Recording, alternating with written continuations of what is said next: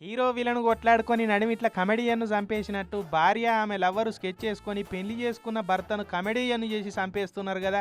ఈ కాలం పతివ్రత శిరోమణులు కొంతమంది. మొన్న మధ్యప్రదేశ్లో ఏమైందో లోకమంతా చూసింది కదా.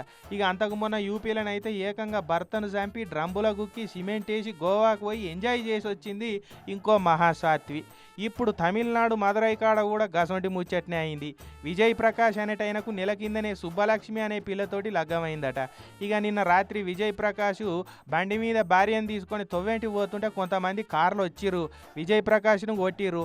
ఆ పిల్లను బలవంతంగా గుంజుకొని కార్లు ఎక్కించుకొని కిడ్నాప్ చేసుకొని పోయిర్రు. ఇక సీన్ కడి చేస్తే విజయ్ ప్రకాష్ నా భార్యను ఎవరో వచ్చి కిడ్నాప్ చేసిరు సార్ అని ఉరుక్కుంటా పోయి పోలీస్ స్టేషన్లో కేసు పెట్టిండు.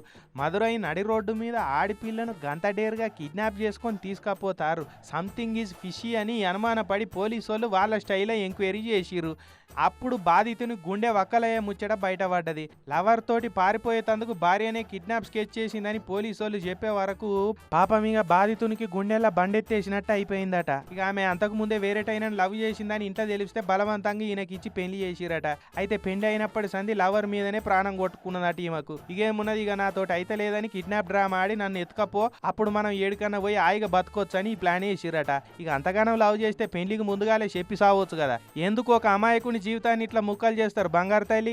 నయం కిడ్నాప్ డ్రామా ఆడి ఆమె వేయింది కానీ ఇంకేదో స్కెచ్ చేసి బ్రదర్ను భూమి మీదకి వెళ్ళి లేకుండా చేసే ప్లాన్ వేయలేదు. సంతోషం అనుకోవాలి. పంచాంగాలల్లా జలగండం, అగ్నిగండం, వాహనగండం అని చెప్పి ప్రాణాపాయాన్ని అలర్ట్ చేస్తున్నట్టే కొద్దిగా అప్డేట్ చేసి భార్యాగండం కూడా ఉంటుందని చెప్తే బాధిత భర్తలు కూడా తగు జాగ్రత్తలలో ఉంటారు కదా అనుకోవట్టిరు. ఈ సంగతులు చూసి బుగులు పడుతున్న భార్యా బాధితులు. అట్లనే ఇప్పటి సంది మగపోరలకు పెళ్లి సంబంధాలు చూడబోయినప్పుడు ఈ దోషము ఆ దోషము లగ్న బలాలు ఉన్నాయా లేదా అని చూసుడే కాదు, భార్య చేతులలో పోయే దోషం కూడా ఉన్నదా లేదా చూసుకొని చెప్తే పెళ్లికి ముందే అమాయక మగోళ్ళ ఆవుసు కాపాడినట్టు అయిపోతుందని అని అనుకోబట్టిరు నెటిజన్లు కూడా ఇసొంటి అన్ని చూసుకుంటా.